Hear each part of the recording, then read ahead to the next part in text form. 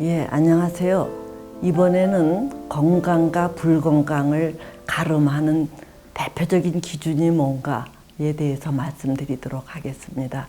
사람들이 흔히 어떤 거를 기준으로 건강과 불건강을 갈라요 하고 질문하곤 하는데, 저는 그때마다 대화 능력으로 가름한다, 즉 대화 능력으로서 구분한다, 이런 말씀을 드리곤 합니다. 우리가 대화를 잘한다라는 것은 이 관계를 잘 맺는데 필수 불가결한 요소예요. 그래서 대화를 잘함으로써 관계를 잘 맺는다면은 그 사람의 삶이 아주 풍요롭고, 뭔가 이 대화를 하지 못해서 이 관계를 잘 맺지 못하면 그 사람은 굉장히 이 외롭게 또는 소외되게, 그래서 아주 이 풍요와는 거리가 먼 삶을 살게 마련이에요. 그래서 이거를 이제 이 설명을 하자면은 건강과 불건강을 이제 한 연속선상에서 저는 이해를 하는데, 가장 건강한 사람은 우리가 성인이다 라고 한다면은 가장 불건강한 사람을 광인이다, 이렇게 이제 우리가 얘기할 수 있어요. 그러면 광인과 성인의 차이는 뭐냐? 그게 대화 능력이라는 거예요. 자, 여기서 보시면은 성인이라는 게 귀변, 리스닝하고 또 스픽, 입구변, 스피킹, 또 이게 배트림 자거든요. 얼마나 촘촘하냐, 클리어하냐. 즉 리스닝과 스피킹을 클리어하게 잘하는 사람일수록 성인 경지에 오른다고 해요. 근데 그거에 준해서 그런 광인이라는 것은 뭐냐? 이거는 중구난방으로 횡설수설 하는 거를 우리가 미쳤다라고 얘기를 하는 거예요. 자, 이렇게 이제 대화를 잘하는 사람일수록 이 우리가 뭐라고 얘기를 하느냐 하면은, 그 사람하고 이야기를 하면은 삐치거나 오해하거나 그런 게 없이 오히려 속이 시원해, 이렇게 우리가 일상에서 얘기할 수 있어요. 내가 설사 말을 조금 엉뚱하게 했어도 상대방이 잘 알아들어 주면은 문제가 안 생긴다는 얘기예요. 그런데 이제 이 밑으로 쳐질수록 나는 그런 뜻으로 얘기하지 않았는데 상대방은 세상에 나한테 그럴 수가 있냐, 괘씸하다, 뭐 이런 식으로 자꾸 곡해를 하니까 한두 번은 아니야 그런 게 아니야 하고 이렇게 뭐 설명도 해주고 뭐 그러니까 변명도 하는데, 이게 반복되면 그 사람을 만나면은 또 무슨 예측 불허의 일이 벌어질지 모르니까 점점 싫어한다는 얘기예요. 자, 그런데 이제 대부분의 이렇게 보면은 대부분의 사람네들은 이 중간을 기점으로 이게 상당히 이런 식으로 분포가 돼 있다는 얘기예요. 그러니까 이 적당히 남의 말을 잘 이해하지 못하고 또 적당하게 이 자기가 하고자 하는 말을 이 전달하지 못하는 게 우리 일반인들의 수준이에요. 그렇더라도 우리가 이제 조금 더 남의 말을 잘 듣고 자기가 하고자 하는 말을 잘 할수록 우리가 건강하게 살지요.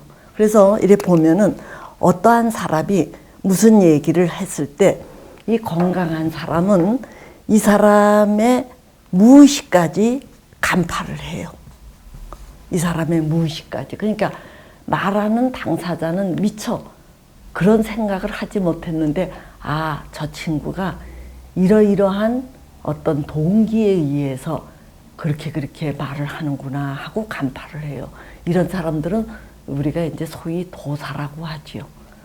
이제 이 정도는 아니더라도 이 사람이 무슨 생각을 하고 있는지 이 사람의 의식까지 듣는 사람들이 있어요. 이제 그 사람이 표현은 안 했어도 무슨 생각에서 저런 이야기를 하는구나 하고 이거를 간파하고 는 사람이 있는데, 이 정도만 해도 대단한 수준이에요. 이 정도까지는 아니어도 그 사람이 표현한 것을 놓침없이 이 표현한 거는 다 알아듣는, 이 사람이 표현한 거는 다 알아듣는 이런 수준의 사람이 있어요. 이 정도만 해도 우리가 건강하다고 보지요. 그런데 이제 불건강한 사람네들은 이 표현한 것을 다 알아듣지 못하고 어느 수준이냐 하면은 자기가 듣고 싶은 부분만 알아들어요. 그러니까 그 사람이 이 전반적으로 보면은 이러이러한 맥락에서 이렇게 얘기를 했는데 앞뒤 다 잘라내고 아주 이렇게 듣고 싶은 것만 픽업해서 들으니까 말한 사람으로서는 참 난감하지요. 그런 의도에서 하지 않았는데 그렇게 부분만 발췌를 하니까 이제 이런 사람들은 벌써 이제 인간관계에서 뭔가 이게 자꾸 꺼끌꺼끌해지고 이게 잘 관계가 안 되죠. 그리고 아주 불건강한 사람은 이제 전체적인 것을 왜곡해서 자꾸 삐치고 토라지고 이렇게 하니까 주변 사람들이 피곤해서 못 견딘다는 얘기예요. 이렇게 어떤 사람의 말을 이렇게 다양하게 들었기 때문에 우리가 남의 말을 잘 듣는다라는 것은 무한대로 펼쳐지는 작업이다 이렇게 얘기를 해요. 또 이거와는 달리 이제 스피킹을 말을 하는 것도 마찬가지라는 얘기예요. 이 성현들은 말 한마디에 그 사람을 벌떡 일어나게 하고 회개하게 하고 깨닫게 하고 이제 성현들은 이 말을 한마디 하더라도 그 정도의 위력을 지니지요. 그 성현 정도는 아니지만 그 어떤 의론이 말씀을 하시면은 신금을 울리게 한다든가 잘 수긍이 가게 하는 이런 수준의 스피킹이 있어요.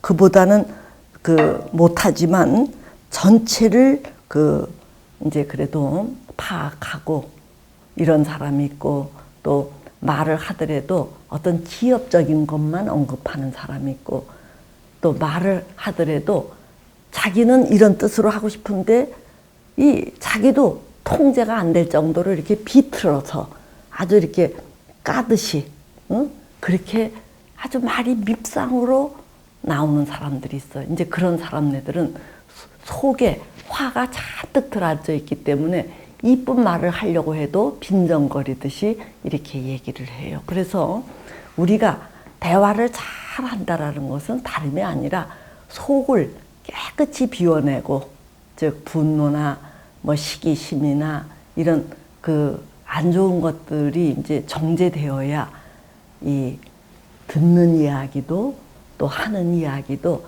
담백하게 할 수 있다는 얘기예요. 그래서 건강이라는 것은 이제 뭐 이렇게 복잡하게 얘기하면은 한없이 복잡하지만 실생활에서 우리 일반인들은 그 사람이 말하는 것을 보면은 그 사람의 수준, 건강 상태가 나타난다 이렇게 얘기하지요. 그래서 말이라는 것은 단지 의사소통의 수단이 아니고 그것을 훨씬 능가하는 많은 지표들이에요.